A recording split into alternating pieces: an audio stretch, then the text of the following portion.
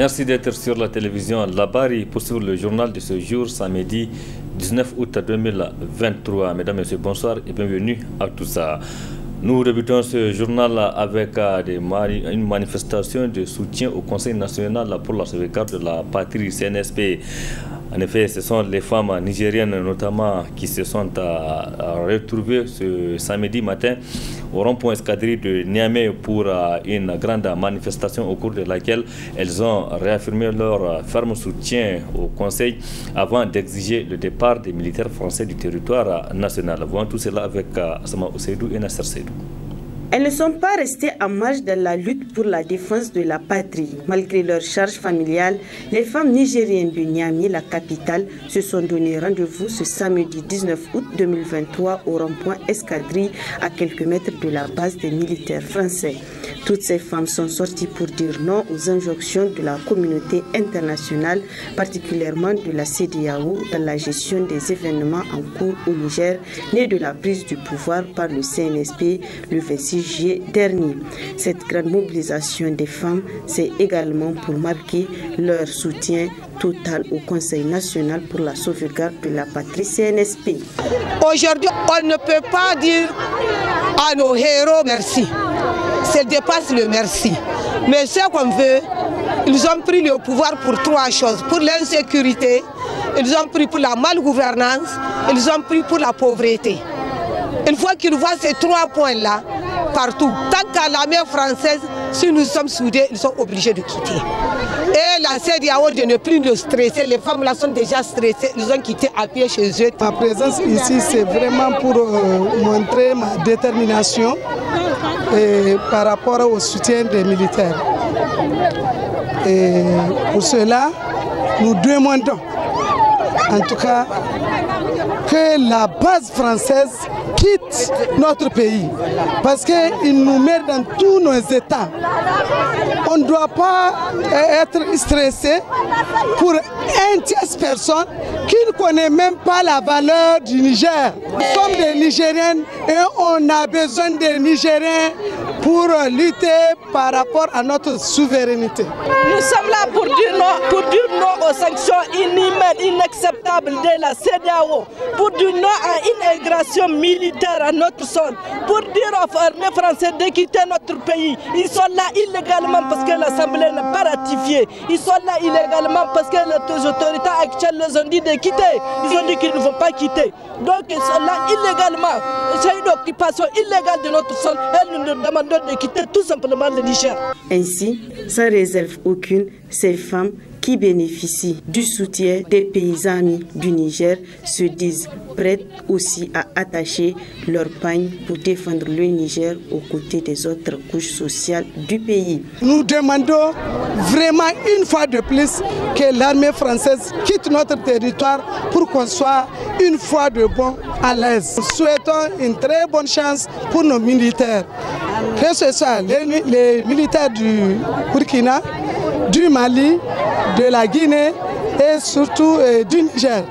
Et nous sommes vraiment très contentes de leur soutien. Et vraiment, ils ont fait un acte inoubliable. On ne peut jamais oublier ces pays qui nous ont soutenus au moment de la difficulté dans laquelle nous vivons. Cette gigantesque mobilisation des femmes de la capitale nigérienne, la première du genre depuis le début des événements, est un message des femmes à l'endroit de tous ceux qui s'immiscent dans cette affaire et qui sont favorables à une agression contre le Niger. Autre soutien au Conseil national pour la sauvegarde de la patrie CNSP, c'est celui notamment de la population de l'arrondissement communal à Niamey 1. Ce matin, ces populations étaient descendues aussi dans les rues pour manifester leur soutien au Conseil avant d'exiger aussi le départ des soldats français du territoire national. Boubacar Ibrahim et Halidou Bourema nous en disent plus. Et c'est ainsi que les habitants de la zone ouest commune 1 de Niamey ont tenu à marquer leur soutien au Conseil national pour la sauvegarde de la patrie CNSP et au gouvernement de transition. À l'initiative, les jeunes de la zone en collaboration avec le mouvement pour une conscience patriotique MCP. Composé des villages, le Sagungu, Kosei, Gabagoura, Tondibia, Soudouré, Tondikwari, Gorubanda et Bangoula. Réunis ce samedi 19 août 2023 à Bangoula au sein du MCP.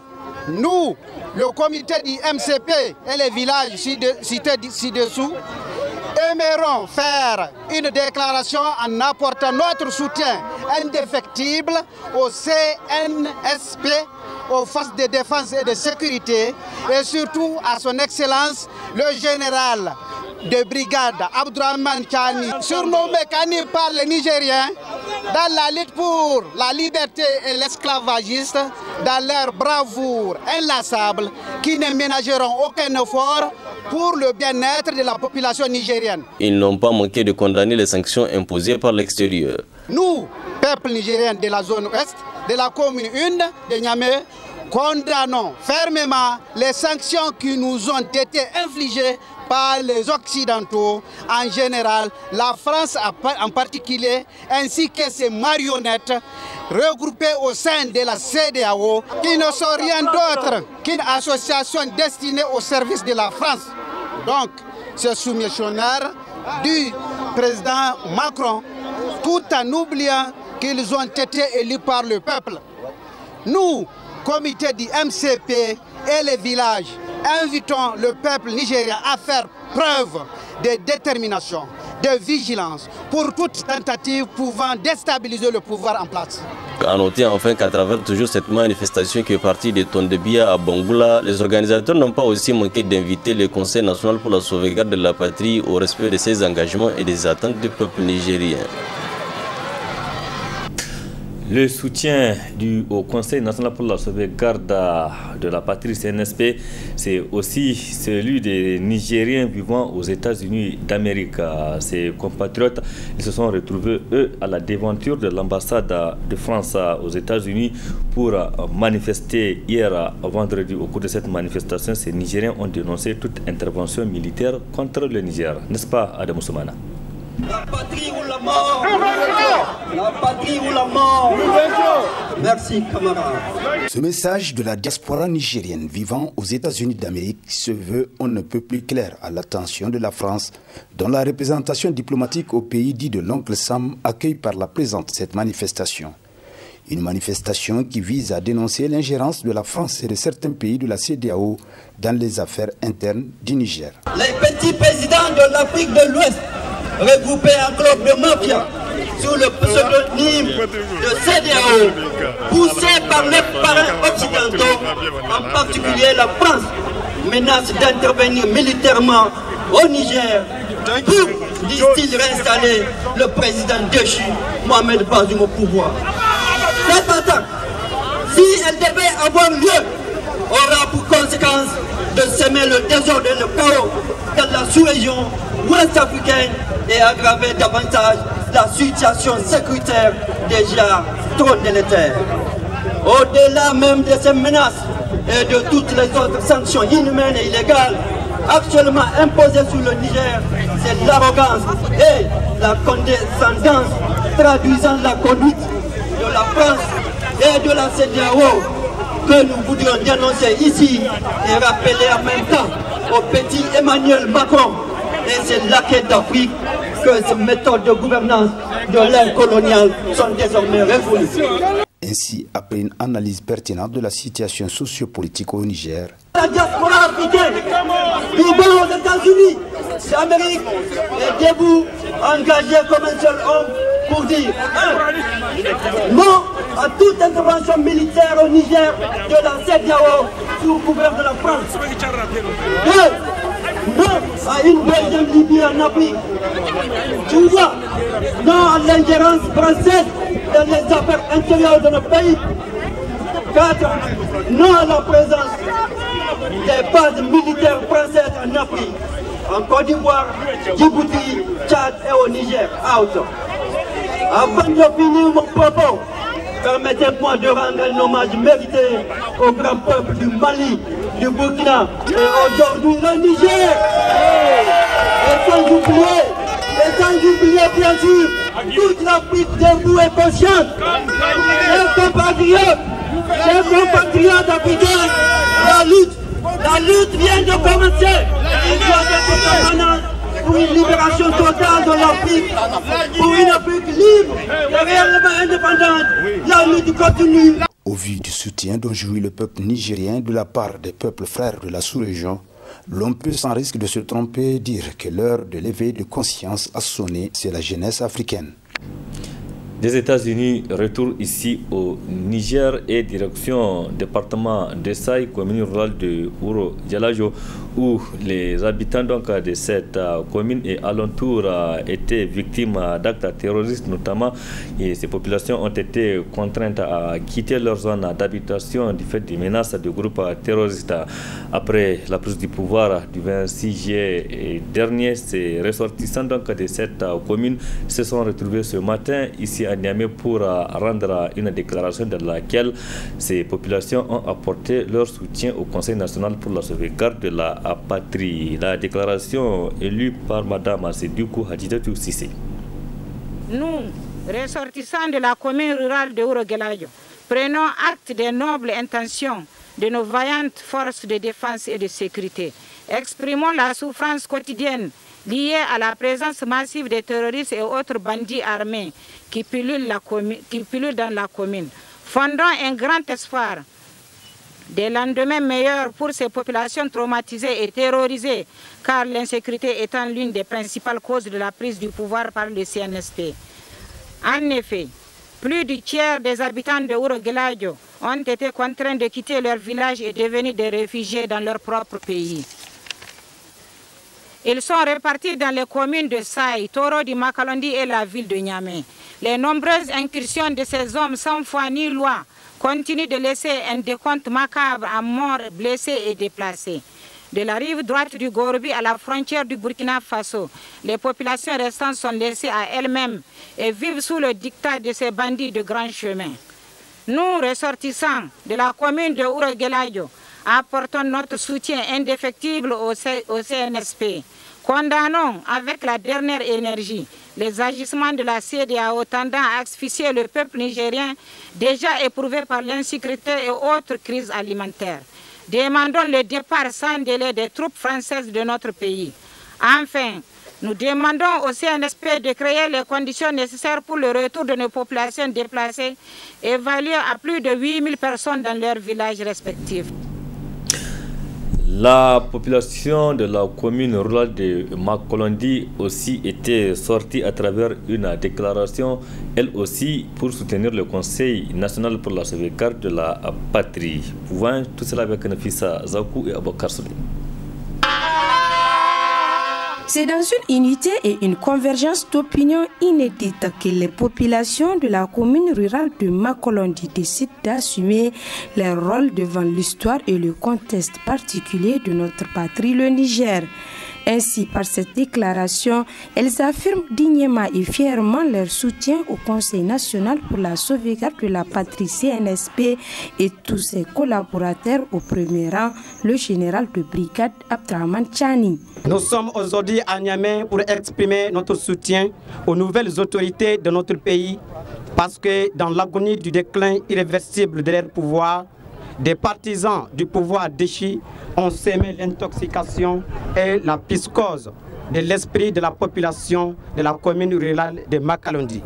Ils avaient en effet, dans leur ignominie caractérielle et leur élan apatride, laissé courir à la menace des représailles des terroristes si la manifestation s'est réalisée. L'impérialisme! Abba! L'impérialisme! Abba! Ils nous confirment ainsi leur complicité infectieuse avec ces criminels au service de l'impérialisme et du néocolonialisme.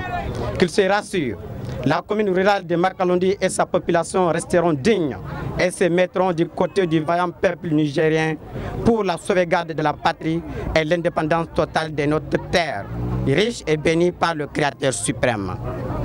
Les rapaces et autres goulags de l'Occident paieront de leur lâcheté et de leur traîtrise devant l'humanité et son dépositaire. Nous prions le CNSP de ne céder à aucune menace, car investi de la confiance d'un peuple décidé à prendre son destin en main sous l'assistance d'Allah le Tout-Puissant. La commune rurale de Makalondi ne sera jamais en marge de cette marche patriotique. Les égarés qui y vivent ont encore l'opportunité de rejoindre le peuple dans ce noble combat afin de laisser à la postérité une image plus digne que celle qu'ils incarnent aujourd'hui de façon puérile. Après donc cette déclaration, une fatia a été dite par les natifs de Makolondi afin que Dieu guide les décisions et les pas des nouvelles autorités afin de relever les défis qui sont énormes. Pour rappel, ces populations de Makolondi ont été déstabilisées par les groupes terroristes qui ont tué des centaines de personnes et ont contraint des millions d'autres à quitter leur village en abandonnant tout dans leur déplacement. Merci Nafisa Zakou. Parlons à présent des conséquences des sanctions que la communauté économique des États de l'Afrique de l'Ouest, CEDEAO et l'Union économique et monétaire ouest-africaine, UEMOA, ont prononcé donc contre le Niger depuis la prise du pouvoir par le Conseil national pour la sauvegarde de la patrie CNSP. Ces sanctions donc ont de lourdes conséquences économiques, non pas pour le Niger, mais aussi pour les autres pays qui partagent les mêmes frontières avec le Niger, notamment en dehors du Burkina Faso, du Mali et de la Guinée-Conakry. Ces sanctions ont engendré d'énormes conséquences économiques, mais aussi des pertes en vie humaine. Suivez plutôt.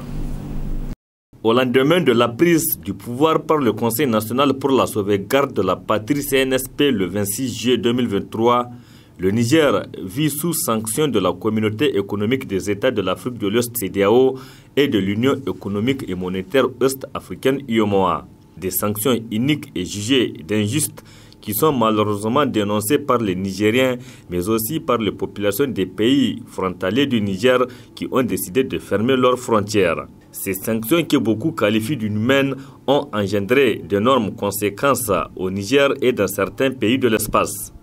C'est l'exemple du Bénin où la frontière avec le Niger est fermée. Plus de 1000 camions transportant des marchandises sont toujours bloqués à la frontière. Également, qu'on sait au niveau précis de Malanville, certaines personnes traversent le fleuve dans les pirogues moyennant une somme et avec tous les risques pour rentrer au Niger, et vice-versa. Malheureusement, en fin de la semaine, une pirogue a chaviré sur le fleuve avec à son bord plusieurs personnes, parmi lesquelles des morts ont été enregistrés. Ce riverain du fleuve où l'incident s'est produit explique. Ils ont quitté Malanville pour venir à Gaïa dans une pirogue qui appartient à un Nigérien. À bord, 5 personnes, dont 4 hommes et une femme qui porte un enfant.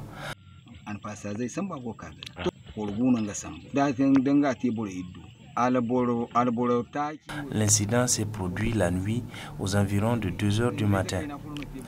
Traverser le fleuve la nuit comporte trop de risques. En effet, depuis la fermeture de la frontière entre le Niger et le Bénin, le fleuve Niger est de plus en plus fréquenté par les passagers pour franchir les frontières de part et d'autre, notamment entre Gaïa et Malanville. C'est pourquoi ce riverain de conseille de naviguer la nuit pour éviter certains désagréments. Chaque fois, nous conseillons aux gens de ne pas exercer la nuit.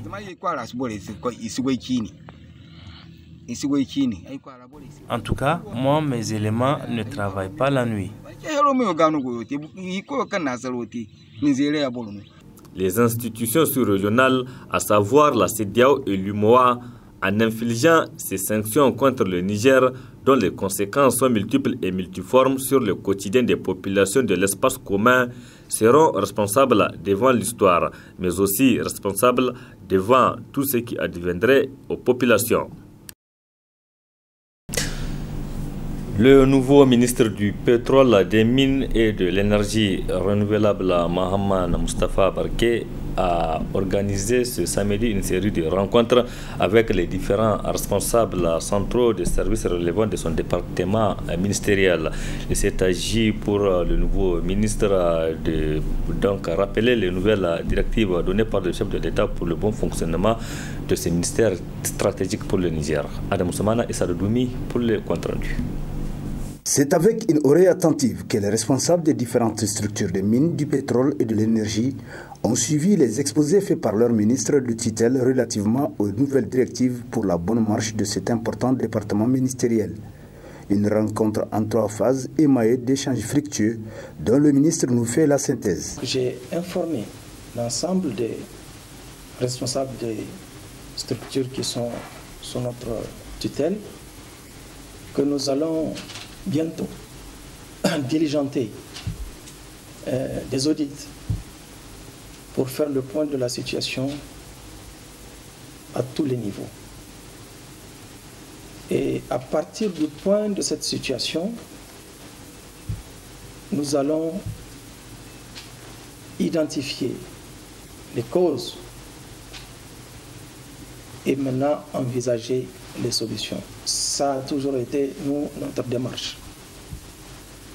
Donc, je les ai informés de cette démarche qui va être très bientôt engagée dans le secteur du pétrole, dans le secteur des mines particulièrement. Donc, ça a été parfaitement intégré. Nous avons aussi expliqué que la situation actuelle dans laquelle se trouve notre pays est une situation d'urgence absolue. Les solutions qu'on doit envisager doivent être en rapport avec la situation actuelle. C'est pour ça que dans chaque secteur, j'ai demandé qu'on identifie les mesures d'urgence qui vont permettre de tenir le cap pour que les populations ressentent le moins possible l'impact négatif des sanctions qui nous sont si injustement imposées.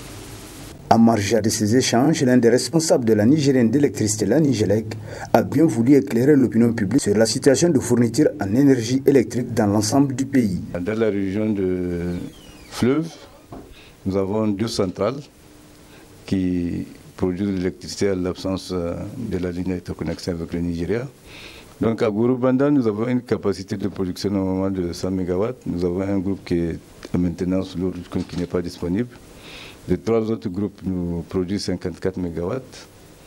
Et la centrale d'Istismar qui a une capacité de 89 MW ISO, donc à peu près 70 MW en temps normal. Elle produit actuellement 44 MW. Nous avons également un projet que nous sommes en train de mener à Gorubanda, la centrale solaire de 30 MW. Donc les travaux se poursuivent et on espère que d'ici 2-3 semaines, on va injecter au moins 80% de cette capacité sur les réseaux, ce qui va encore améliorer la couverture en zone fleuve. C'est-à-dire on a un taux de couverture de 80% et un taux de couverture d'à peu près 66% pour la région de Maradi, globalement parlant. À Tawa, nous avons là-bas quand même un niveau de décès bien plus faible que les deux autres régions de Niger centre-est, parce qu'ils sont autour de 50%. Il faut dire que les régions de Agadez et Difa ne sont pas impactées par les coupures des lignes de connexion parce qu'elles ne sont pas alimentées par ces lignes. Ainsi, les Nigériens des zones affectées par le délestage sont appelés à faire preuve de compréhension et de résilience, car l'avenir est prometteur non seulement en matière d'énergie, mais aussi dans les mines et le pétrole. Merci Adam Soumana. Point final de cette édition. Merci aussi à vous de l'avoir suivi. Restez en compagnie du programme de la télévision Labari. Excellente nuit à toutes et à tous. Bonsoir.